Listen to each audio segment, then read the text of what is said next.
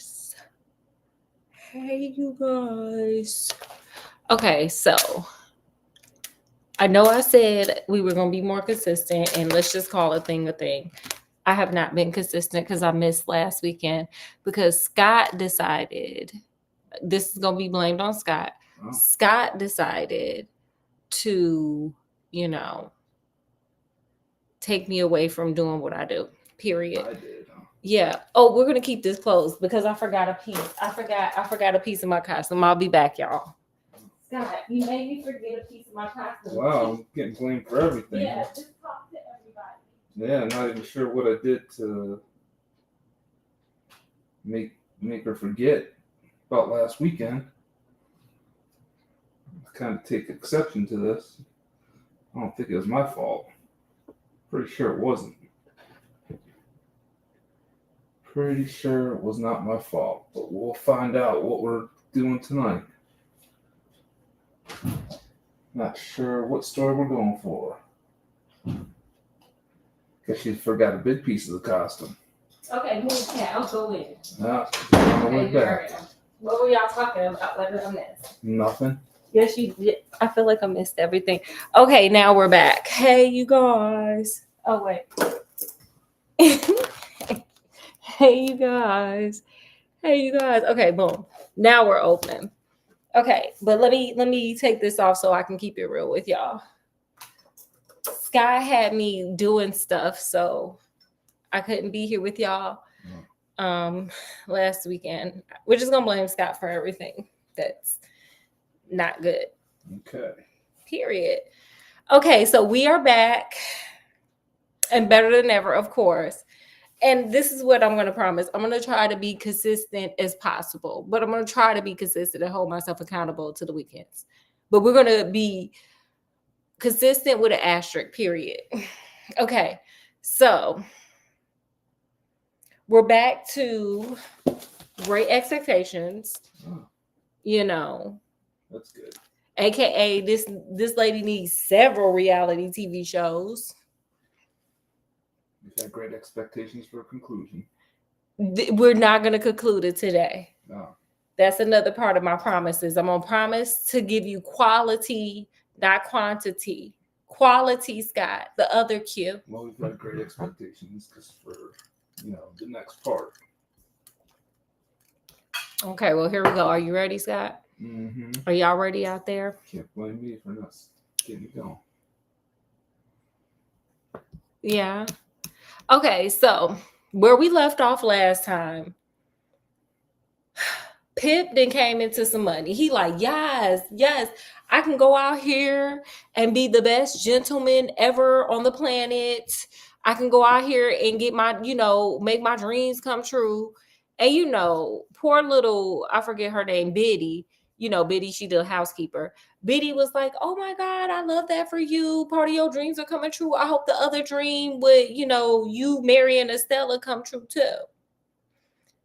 And so Pip's like, yeah. So the lawyer's like, okay, so you're getting this money. There are 3 conditions that you got to meet to keep this money going. Scott, can you guess what they are? Can y'all guess what they are? No, not really. Okay. Pip got to keep his name Pip. He can't talk or try to find out who the benefactor is. And he got to live his best life as a gentleman, live his best gentleman life and just spend that money. Throw some out. Those are the rules of engagement. Right.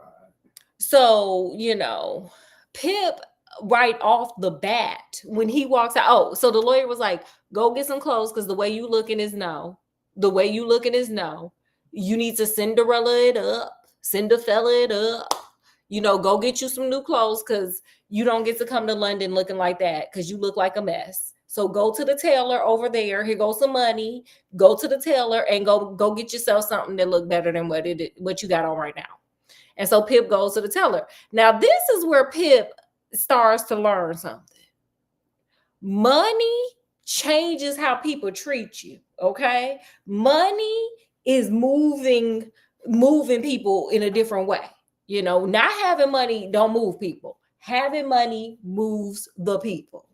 Scott, do you think that's true or what here? Yeah. Period.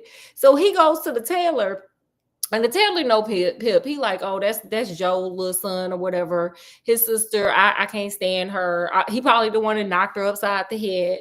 So he's like, you know, whatever. I'm eating breakfast. I'll be out there when I get out there. You don't want nothing because y'all ain't got no money.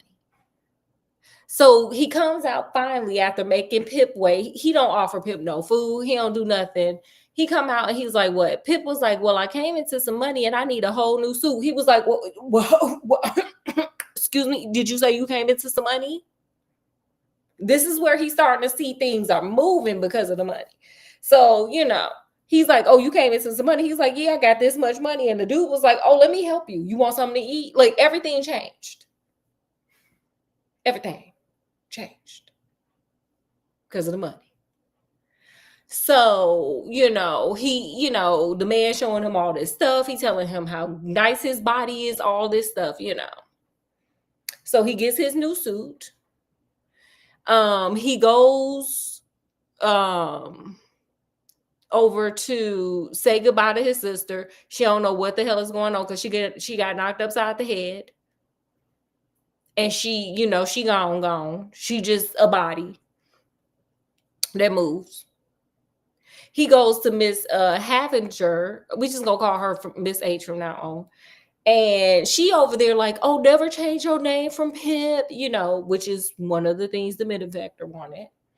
And, you know, she's like, bye, you know, I hope you have great expectations for yourself. That's awesome. You got some money, you know. And so Pip is over there like, yeah, that's my benefactor. She the one who gave me the money.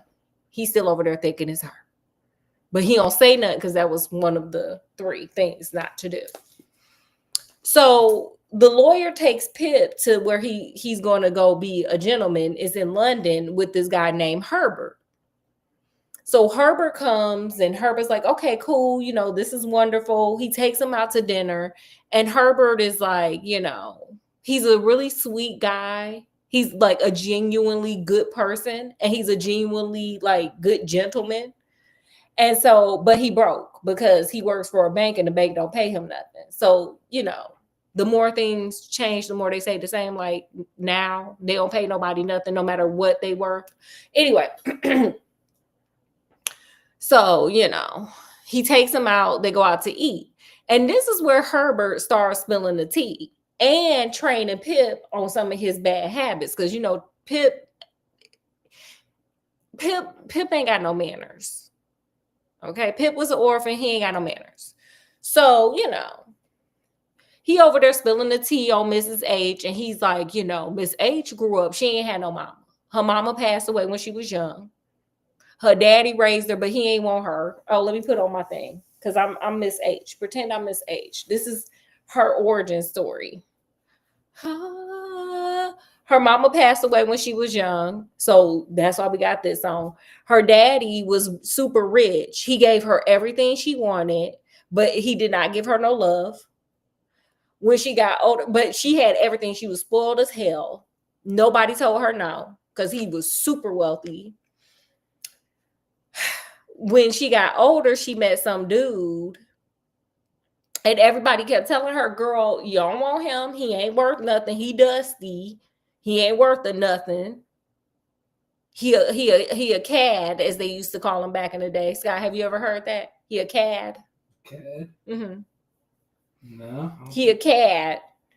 And so she thinking she stand for something? Scott, I okay. You supposed to be looking that up.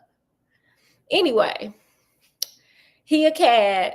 And, you know, he gonna leave. He gonna stand you up. It gets to the wedding day. This fool ain't even show up to the wedding. He just left her there. More black drape. He just left her there.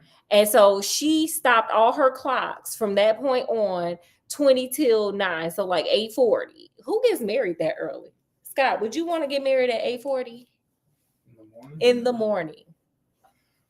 Well, that's what time she was trying to get married, and he ain't show up, girl. He probably was still in the bed. So anyway, so she stopped all the clocks from 9:40 and just decided she was just gonna sit in the house in the wedding dress. I hope her wedding dress looked like this.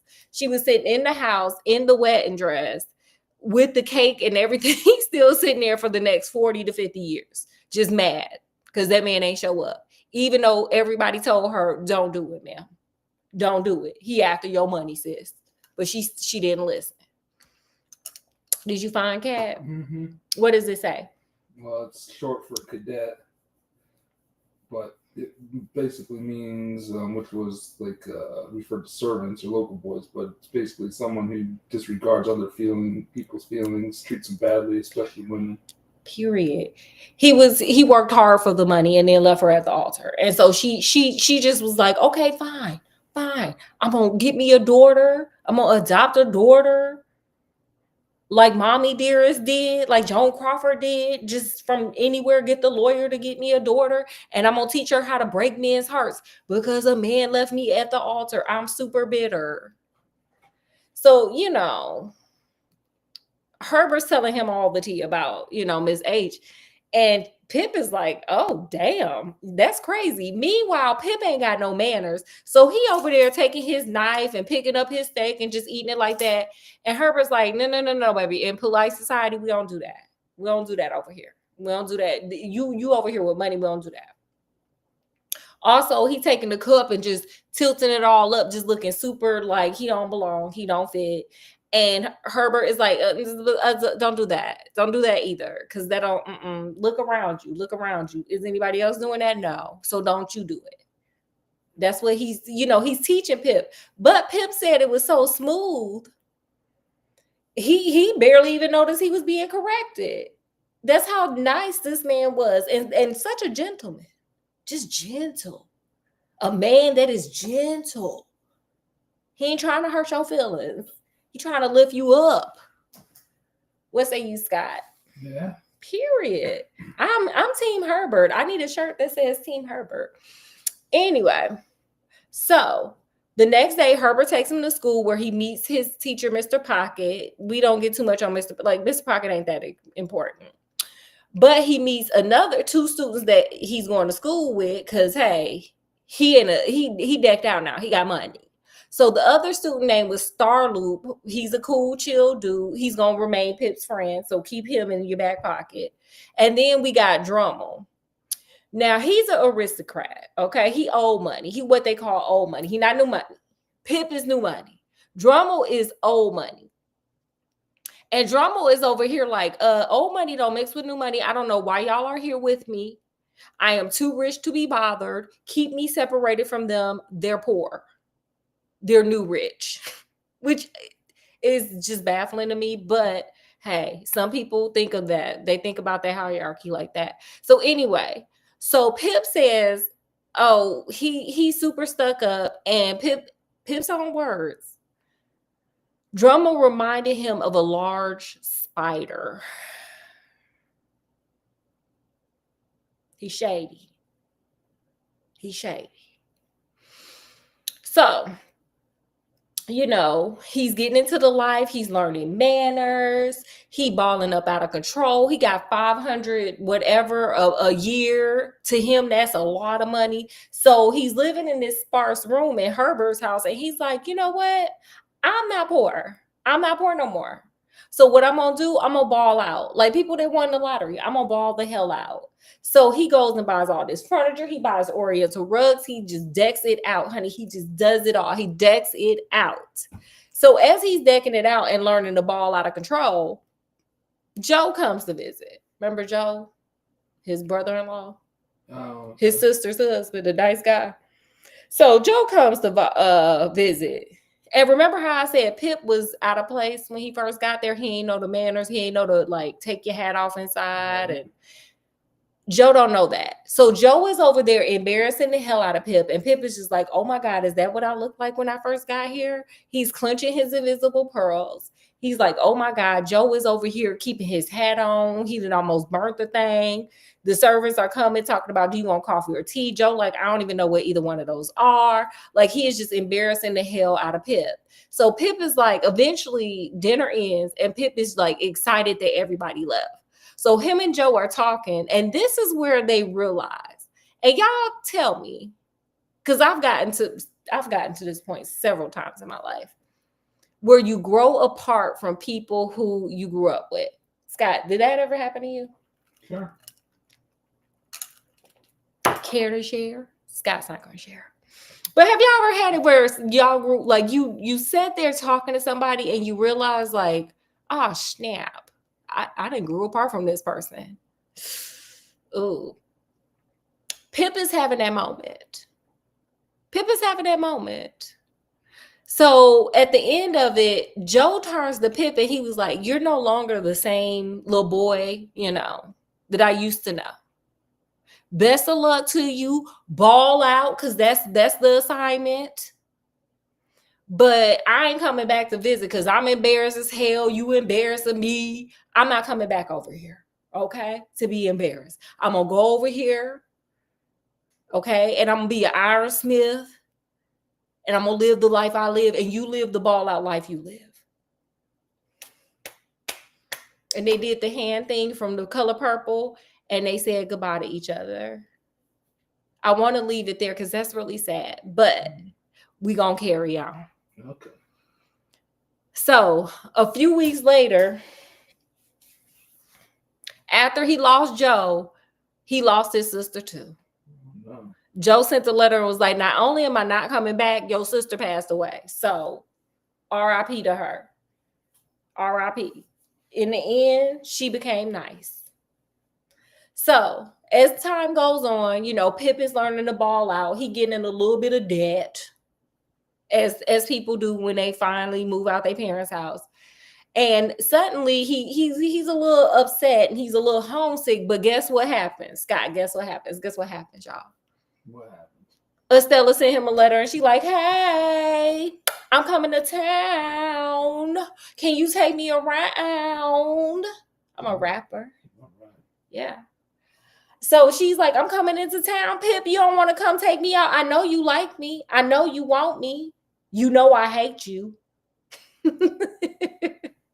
So he is super excited because she sent some pictures with it too. Like, look at how bad I am. I'm a baddie, right? And he said she grew up to be even more lovely than she was as a child. All right. And he over there just lusting after that girl. And Who's got money? yeah, he a baller now, So he goes in there to talk to Herbert, and Herbert's listening, and Pip is just simping. He's what the boys be saying, simping. Because he's like, oh my gosh, she's so beautiful. Look at this picture of her. She the bomb. Oh my God. I love everything about her. Her smell. I love the way she treat me like shit. I love everything about her. Estella, I'm Team Estella. I'm a fan. And Herbert just sitting there looking at him like, sir, for real word? Like, you for real? I heard you liked her, but you sure, sir? So this is why I like Herbert.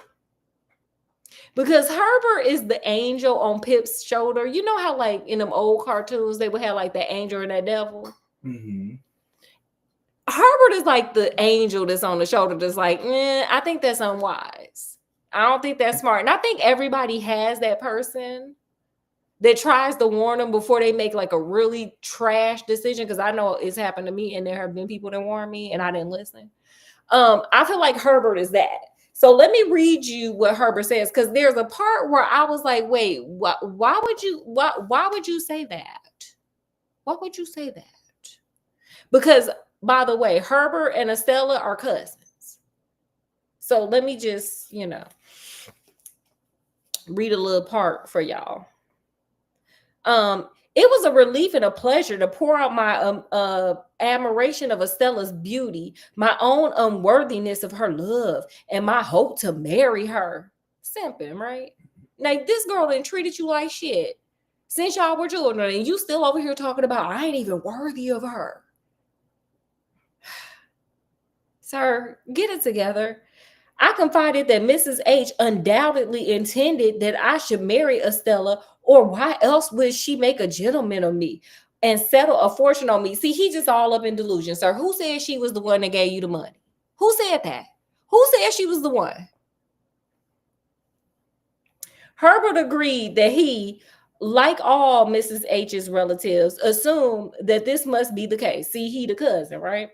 But then a rather somber look came over his face, and he said, "Now, Pip, I am going to say something disagreeable." See, because he a gentleman. He giving, the whatchamacallit. Oh, what is it called? Disclaimer. But first, I want you to know that I too am in love. Her name is Clara Bailey. I want you two to meet, but I mentioned her now so you will not think that I have any hopes of marrying Estella myself. Sir, what the hell were y'all doing back then in London? Like, what was that time frame? Like, everybody was marrying cousins? Yeah. Wow. That's crazy. No such thoughts had crossed my mind, but I let Herbert continue. When Mr. Jagger laid down the conditions of your expectations, that's the lawyer, he did not mention that you were required to marry Estella as one of them, did he? I shook my head, no. Then you're not bound to her. I urge you most strongly to detach yourself from loving her. Now, here goes that angel warning that he probably ain't gonna listen to. This is foreshadowing. This is what happens. He ain't trying to hear it. She got him wrapped. But why, Herbert? I asked, confused. Think of her upbringing and how Mrs. H has managed her thoughts and feelings. Think how proud and cold Estella is, how much like Mrs. H she is. I turned away. I can never detach myself from her, I cried. I adore her completely. He gone. It's almost like Estella asked him 4 times. Anyway, this concern for my welfare touched me deeply, though his words about Estella's character upset me and stayed with me for a long while. This is what we call cognitive dissonance, people, where this man is telling you the right thing, but the thing that you want is just disrupting your reality. This man is reality. This is what he wants, and he's like, to hell with reality. I need this woman. That is simping, people. That is the definition of simping. That's my definition of simping. I'm sure everybody has something different, but that's my definition. Sir, you're not living in reality. This is going to end bad. You know it. Everybody knows it. But hey, go off, sir.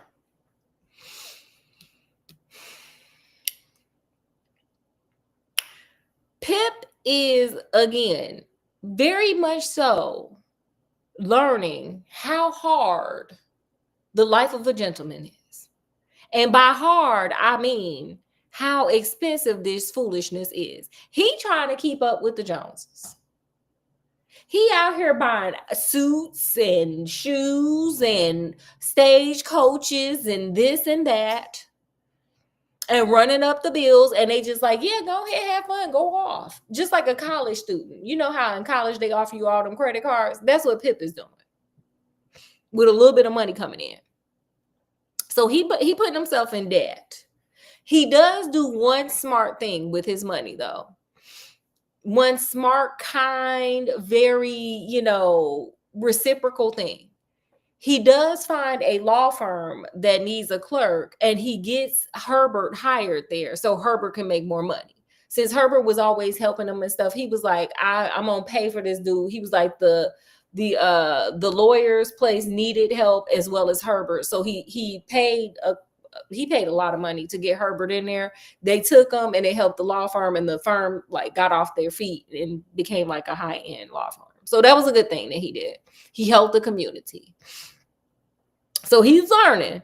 It's all fun and games until you realize more money, more problems, baby. Okay. So Estella finally comes to London, and she's like, Pip, you need to take me here. You need to take me there. You need to take me here. She is, of course, on her usual foolishness. She's over there skinning and grinning in men's face, looking over at Pip like, yeah, are you over there crying? Did I break your heart some more? You know I don't love them or you. She's over there just being a whole savage. Just treating them like trash, treating the men that she over there dancing with like trash, just treating everybody like trash. To the point where she's like, hey, let's go visit Mrs. H. She gets to Miss H house and treats her ass like trash too. Estella's off the chain, honey. Estella said, and so let me read you. Wait, I didn't save it, but I'm gonna, here it is. When I saw Mrs. H eyes glitter with evil delight over this, I realized this was her revenge on men. Revenge on the man who had left her on their wedding day. Girl, that was not your wedding day. Okay? That was your realization day. That was your revelation day, honey. Anyway, Miss H grasps Estella's hands, eager to hear more. But when Estella pulled her hand away, the old lady had a taste of her own medicine.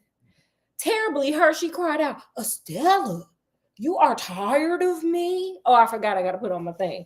Oh, girl, she's sad, child. This woman is sad, honey. I had to get in character. Sorry, y'all. Estella, with a composed face and calm, oh, I can't see, tone, answered, I am only tired of myself. You stone, you cold, hard scream, Mrs. H, waving her stick about. You have trained me to be that way, stated Estella. But not to me, cried Mrs. H. Sorry, it was hot and I can't see. Okay, only to them. You must love me as I love you. Estella shook her head. Mother by adoption, period. This is what happens. Sometimes it comes back and bites you on the butt. And you know what? Pip's sitting over there just watching his damn revenge, just in live and in color. He just sitting there like Miss Healy, like, huh? Okay, girl. Mm-hmm. Now you see how that feel, huh? Remember when she would have me crying? Remember when you would be sitting there egging that on? Yeah, it don't feel so good. Do it, period. Pip is having his revenge. I owe everything to you. I will do anything you ask, but I cannot do the impossible. You taught me to be cold and hard. You taught me not to love. I have learned your lessons well, period. It backfired on her too. Okay, ma'am. Now you got left at the altar twice. Not one time, ma'am. So change them costs to the time that Estella is telling you that she don't give a damn about you either, ma'am. So Pip was just like, ooh. So Pip was like, ooh, girl, ooh, I know what that feel like. Like, even though I'm getting my front row seat to the revenge, girl, I don't want to see you out and down and out like that. I kind of think you know, gave me this money. So Pip was like, I gotta go. So here's what he said. I could not watch the scene any longer, and I left the two women and went to the garden. Even there, Mrs. H moans and pleading reached my ears. Girl, she was hurt. Okay. So, moral of that tale: don't be out here trying to get revenge, because sometimes it'll backfire.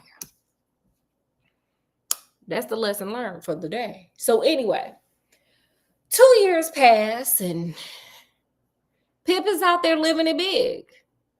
But as he's living it big, he collecting debt because he doing it too big. He doing bigger than what he got in the bank. So, you know, he got more debt. So it's more money, more problems. Shout out to Biggie Smalls. So one night, it's 11 o'clock in the morning. He should be in the bed. I would totally be in the bed. Scott, by 11, where we be? Bed if we're lucky. If we lucky. 11 in the morning, you said? No, p.m. Oh, yeah, definitely in bed. Oh, yeah, we in bed, honey. Okay, I'm watching the back of my eyelids. So, but Pip is not, because he's stressed out. He's up late looking at his bills. He's like, oh my God. Oh, how am I going to pay this? Oh my God. And all of a sudden. Yeah. So Pip is like, what the hell? I hope that ain't no damn debt collector. He ain't thinking that. I don't think they was up that late in London. They could get him at 11 a.m. Anyway. So here come a knock. So Pip opens the door and this dude is just standing there. And so Pip is looking at him like, who the hell are you? So the dude's like, oh my God, look at you. You done grown up and big. You got so big and you a gentleman. I knew you could do it, Pip. You the bomb.com, mil.org.gov and edu. You know, oh my God. And Pip is still just standing there like, who the hell are you? And so the man just standing there looking at him like, you gonna invite me in or not? So Pip's like, I mean, I'm a gentleman, so I guess come on in. And the dude just plops down on the couch and just makes himself at home. And he's still ranting and raving about how awesome Pip is. All right. Period. He had a whole cheerleader just bounce up in there at 11 p.m. Cool. So Pip is looking at this man, and the man like, you don't even know who I am, do you? And Pip is like, not really. Do you know who it was? Do y'all know who it was? I don't know. Can't think of who it would be. It was the dude that he helped in that graveyard that day that he bought the pies and stuff for. It was that dude that escaped from the police. Period. Wow. Pip like, oh my God, it's that one dude. And the dude's like, ta-da, ta-da. We're going to leave it right there. Wow. Yeah. Cliffhanger, right? Yeah, I guess. I mean, Scott gonna complain. What, Scott? No, I mean, I think guy was like, I mean, I don't know how many years have passed at this point. 2 years. Well, from when he first met him. Oh, many years. Yeah. So this guy just all of a sudden shows up like years later, and now he's got some money. Yeah, like Pip was 9 when he met this guy. Pip is 23 at this point. It's been a long time. Sounds a little shady, but we'll see what happens. I'm leaving y'all on a cliffhanger because it's like that. Because, okay, even though I skipped, some time, we're not going to hold nobody against that. No. Okay, I got something planned. So tomorrow, we're going to do Sherlock. I know y'all been waiting on that. People love Sherlock. We're going to do Sherlock. And then we're also going to do Super Scary Saturday Sleepover. And I'm going to try to get y'all a new area. It looks more like a sleepover. And then Sunday, y'all can pray for me. Pray for me. That I can, be on schedule. Because we're going to do Sunday Bible study. Sunday school Bible study. Right. So coming up to a theater near you. Tomorrow we'll do our Scooby snack too with Sherlock. So anyway, with that, guys, I want to bid you adieu. We'll come back next week with the rest of probably the finale of Great Expectations. And then, the other stuff that we're doing. So with that, from wherever we are. Oh, did you have anything, Scott? I'm sorry. Nah. I don't have anything. Okay, well, hey. So with that, from wherever you are to wherever we are, peace, love, and happiness. We are closed. We'll be back tomorrow for you guys. I got to make dinner. Bye. Oh, like, share, and subscribe. Scott, you forgot to